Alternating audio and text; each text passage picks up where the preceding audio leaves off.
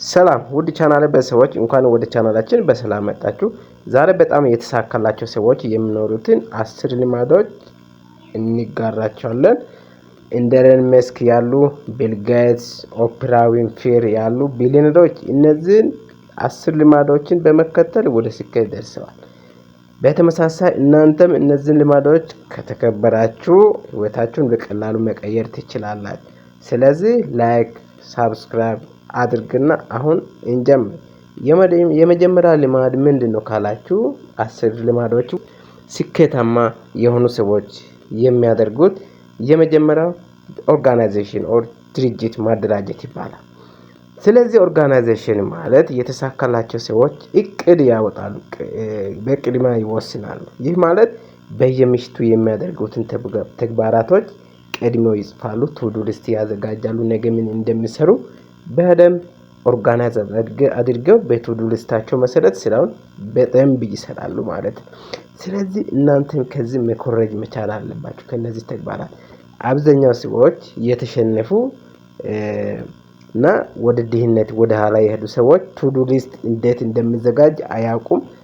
ቀጥታ ይተኛሉ፣ ይነሳሉ፣ ያለ እቅድ ይሄዳሉ። ጧት ተነስቶ ያላሰቡትን ይበላሉ፣ ያላሰቡት ሰው ጋር ያወራሉ።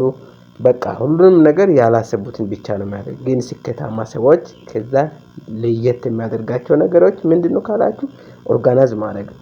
ሁሉንም ነገር በፕላን በቅድ መሰረት ቱዱ ሊስት አዘጋጅተው ምን በየቀኑ በምን ሰዓት ውስጥ እነዚህ ተግባራት ይጨርሳሉ የሚለውን በደንብ ህይወታቸው ውስጥ ዲዛይን አድርገው ይሰራሉ ማለት። ስለዚህ እናንተም ከዚህ በደንብ ኮርጃችሁ ህይወታችሁ ላይ መተግበር መቻል አለባችሁ።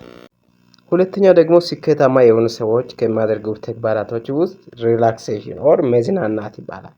ስለዚህ መዝናናት፣ ማሰላሰል ወይም ትኩረትን ማስወገድ በጣም ጠቃሚ ለህይወታችን ለጤንነታችን በጣም ቬሪ ኢምፖርታንት የሆኑ ነገሮች ነው።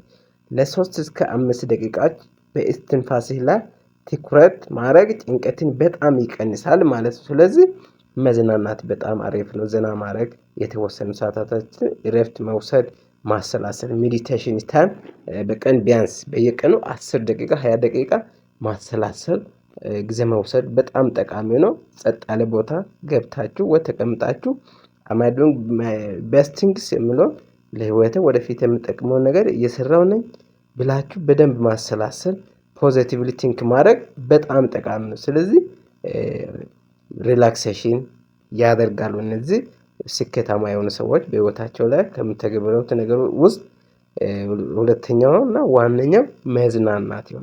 ሶስተኛው ተግባር ደግሞ ምንድነው? ስኬታማ የሆኑ ሰዎች እነ ቢል ጌትስ፣ እነ ኤለን መስክ፣ እነ ኦፕራ የሚባሉ የሚተገብሩት ብዙዎች አሉ።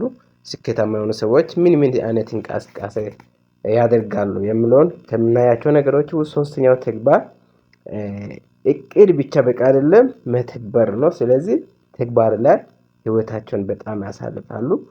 መመኘት ብቻ በቃ አይደለም፣ ዋናው መስራት ነው፣ ሰርቶ ማሳየት። አብዛኛው ሰው አንድ ነገር የሚመቸውን ጥሩ ነገር ካየ ይመኛል እንጂ ተግባር ላይ ሰርቶ ማሳየት አይችልም። እነሱ ደግሞ በጣም ይሰራሉ። ከምኞት ይልቅ ተግባራት ላይ ያዩትን ይሰራሉ ማለት። ስለዚህ መተግበር በጣም ህይወታቸው ላይ የተለመደ እቅድ ብቻ በቃ አይደለም። ስለዚህ ስራ መስራት በጣም እጅግ አስፈላጊ ስለሆነ ያንን ስለማያውቁ ህይወታቸውን በስራ ላይ ዝግጁ ሆነው በደንብ ይሰራሉ ማለት ነው። አምስተኛ ደግሞ አዎንታዊ አመለካከት አላቸው። ስኬታማ የሆኑ ሰዎች በጣም ለየት ከሚያደርጋቸው ነገሮች አዎንታዊ አመለካከት ፖዚቲቭ ቲንኪንግ። አዎንታዊ አመለካከት ለምሳሌ ምስጋናን መግለጽ፣ መለመን ሁሌ በጣም እጅግ አስፈላጊ ነው። ፖዚቲቭ ቲንኪንግ ካለ በጣም ስትሮንግ የሆነ ጠንካራ ሰው ትሆናለህ።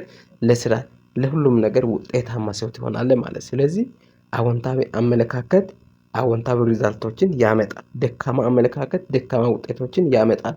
ስለዚህ አዎንታዊ አመለካከት ሲኖር ለህይወት ጤነኛ ትሆናለህ፣ ለሰው ተግባቢ ትሆናለህ፣ ለራስህ በጣም ቬሪ ኢምፖርታንት የሆነ ሰው መሆን ትችላለህ።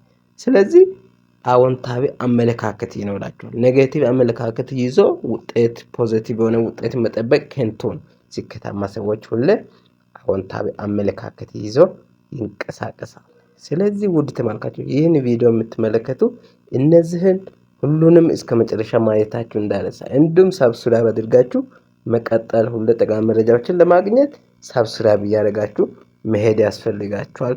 እናንተም ከዚህ ተግባራቶች መኮረጅና በራሳችሁ ላይ መስራት ያስፈልጋችኋል። ስኬታማ ለመሆን የሚፈልግ ሰው ካለ ሁሉም የሚጠላ ሰው የለም። ግን ተግባርና ልዩነታችን ተስፋ መቁረጥ ስለሆነ ስለዚህ ተስፋ ሳትቆርጡ እነዚህ ተግባራቶችን መፈጸምና ማድረግ ከእናንተ መለየት በፍጹም አይገባም ማለት ነው።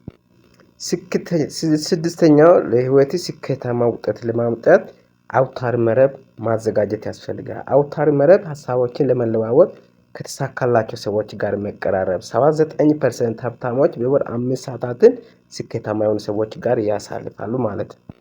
ሰባተኛው ህይወትህ ላይ በጣም ትልቅ ተጽዕኖ የሚያመጣ እና ስኬታማ የሚያደርግህ ነገር ምንድነው ከተባለ ቁጠባ። እነዚህ በጣም ቢሊነሮች የሆኑ ስኬታማ የሆኑ ሰዎች ህይወታቸው ላይ በደንብ ይቆጥባሉ፣ ቆሻሻን ያስወግዳሉ። ስለዚህ መቆጠብ ቆሻሻን ማስወገድ ማለት ነው። ዋጋን በደንብ ያወዳድራሉ እና ከወጪ በላይ መቆጠብን በጣም ይመርጣሉ ማለት። ስለዚህ በፋይናንሻል ስኬታማ መሆን ከፈለጋችሁ እነዚህን ተግባራቶች ገንዘብን ማባከን ከማጣት በላይ በጣም ከባድ አደጋ ነው ይባላል። ስለዚህ ህይወታችሁ ላይ መቆጠብ፣ ኢንቨስት ማድረግ፣ ሴቪንግ ተገድታችሁ ሳይሆን እንደ ህግ ነው። በቃ ህይወታችሁ ላይ እንደ ህግ መተግበር መቻል አለባችሁ። ስለዚህ መቆጠብ መቻል አለባችሁ። ዛሬ ከቆጠባችሁ 15 ቀን በኋላ የሆነ ትልቅ ቫሉ ያለው ሰው መሆን ስለምችሉ ህይወታችሁ ላይ ስኬት ከፈለጋችሁ መቆጠብ መቻል አለባችሁ። እና ስምንተኛው ቀድሞውኑ መነሳት። ስለዚህ ጌቲንግ ኤርሊ ማለት ቀድማችሁ መነሳት። ቀድሞ መነሳት፣ በጠዋት መነሳት በጣም ሁሌ አብዛኛው ሰው እና በሳይንስ ውስጥ እንደተረጋገጠው የጠዋት ግዛቶች በጣም ፕሮዳክቲቭ እና ምርታማ ሰዓቶች ይባላል። ቀድሞ የሚነሱ ሰዎች ሁሌ ስኬታማ ናቸው። ቢያንስ ምንም ባሰሩ እንኳን ሁሌ ቀድማችሁ መነሳት፣ በጠዋቱ 12 ሰዓት ተነስታችሁ ወደ እቅዳችሁን በቱዱ ሊስት መሰረት ህይወታችሁን መተግበር፣ ስራ መስራት ቀድማችሁ ከተነሳችሁ ከማንም በላይ ቀድማችሁ ስኬታማ መሆናችሁ ስለማይቀር በእቅዳችሁ መሰረት ቀድማችሁ ተነስታችሁ መስራትና ማሳካት መቻል አለባችሁ። እና ሪቻርድ ብራንድስ እና ሮበርት ኢሮግስ በጠዋት ተነስተው የሚሰሩ ሰዎች ናቸው። ስለዚህ እናንተ በጠዋቱ ተነስታችሁ ህይወታችሁን መቀየስ እና በህይወታችሁ ላይ ማንም ዲዛይነር ይላል፣ ህይወታችሁ ዲዛይን ማድረግ የምትችሉት እናንተና እናንተ ብቻ ናችሁ። አስረኛ ለስኬታማ ሰዎች የምኖራቸው ማለት ዘጠነኛው መጋራት ኦሪጂናሪስ ይባላል። መጋራት በገንዘብም ይሁን በሀሳብ በሌላ ነገር ለሰዎች በነፃ መስጠት ይቻላል። ስለዚህ በፈቃደኝነት መስራትም ይቻላል። ይህንን የሚያደርጉ ለምሳሌ ጌትስ፣ ኦፕራ እንደዚህ አይነት ነገሮችን ያደርጋል። አስረኛው ደግሞ ማንበብ ሁል ጊዜ እውቀትን ለማግኘት በጣም አስፈላጊ ነው። የብዙ ዓመት እውቀቶችን በአጭር ጊዜ ውስጥ በቀላሉ ማግኘት ይቻላል። ስለዚህ ማንበብ እውቀትን ለማዳበር እውቀት ባገኛችሁ ቁጥር ይበልጥ ምርታማ ሰዎች መሆን ትችላላችሁ። ባሉ ያሉ ሰዎች መሆን ስለሚችሉ ሁሌ ማንበብ። ስኬታማ የሆኑ ሰዎች በሳምንት 3 ጊዜ ያነባሉ። ማይንዳቸው በጣም በሰፊው ስለሚሰራ ማንበብ እጅግ ጠቃሚና አስፈላጊ ስለሆነ በህይወታችሁ ላይ በራሳችሁ ላይ ኢንቨስት ማድረጋችሁ እንዳይረሳ።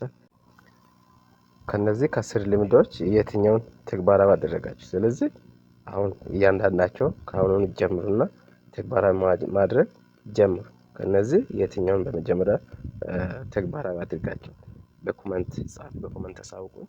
ላይክ፣ ሼር፣ ሰብስክራይብ አድርጉ እና በሌላ ቪዲዮ እስከምንገናኝ መልካም ቆይታ ይሁንላችሁ። ቴንክ ፎር ዋቺንግ